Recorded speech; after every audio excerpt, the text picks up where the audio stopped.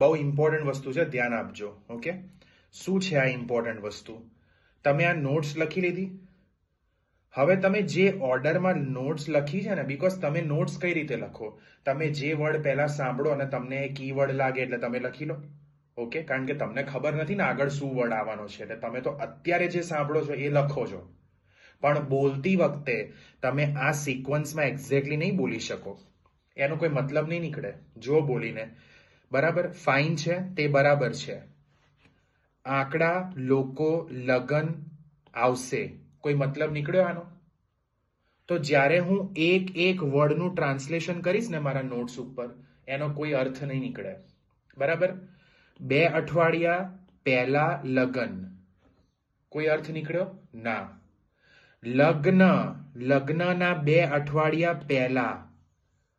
આ કીવર્ડ્સનું કામ કેટલું છે? ખાલી મને એટલું યાદ કરાવવાનું કે આ સેગમેન્ટમાં ઇન્ફોર્મેશન શું હતી.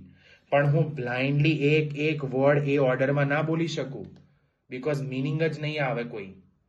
ઓકે, પછી પ્રશ્ન છે, કૃપા કરીને કહેશો સમય. આવી ગુજરાતી ઘરે બોલીએ આપણે?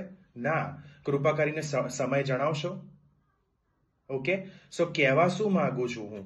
કહેવા હું અહીંયા એ માંગુ છું કે નોટ ટેકિંગ ની જોડે જોડે તમારા જે સેગમેન્ટમાં સ્ટોરી ચાલી રહી છે ને, એનું મિનિંગ સમજવું બહુ જરૂરી છે.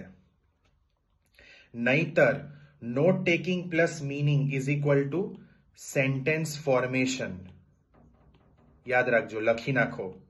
Not taking plus meaning, meaning એટલે મિનિંગ સમજવું, કોનું? સેગમેન્ટનું, જે પ્લે થયું એનું, is equal to sentence formation.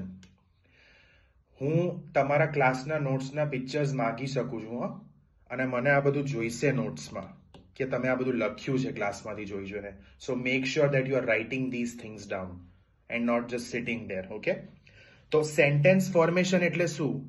વાક્ય બનાવવું. તમે જે વાક્ય બોલો છો એને બનાવવું પડે. તમે આવું બોલો કે 2 વીક પહેલા લગન, આને વાક્ય બનાવવું ના કહેવાય, આને કહેવાય વર્ડ બાય વર્ડ ટ્રાન્સલેશન કરવું. પણ તમે આવું બોલો લગ્નના 2 અઠવાડિયા પહેલા, એને કહેવાય વાક્ય બનાવવું. વાક્ય ક્યારે બની શકે? જ્યારે આપણી નોટ ટેકિંગમાં બધા કીવર્ડ્સ લખાયા હોય અને આપણે મતલબ સમજવામાં ઇન્ટરેસ્ટ લીધો હોય, રુચિ લીધી હોય કે ભાઈ આમાં શું ચાલી રહ્યું છે અહીંયા, આ ડાયલોગમાં કોણ 2 લોકો વાત કરે છે, શેની વાતો કરે છે, કેમ વાતો કરે છે, એ મિનિંગ સમજવું અગત્યનું છે. ખ્યાલ આવ્યો? એટલે યાદ રાખજો, note taking plus understanding the meaning of the segment will help you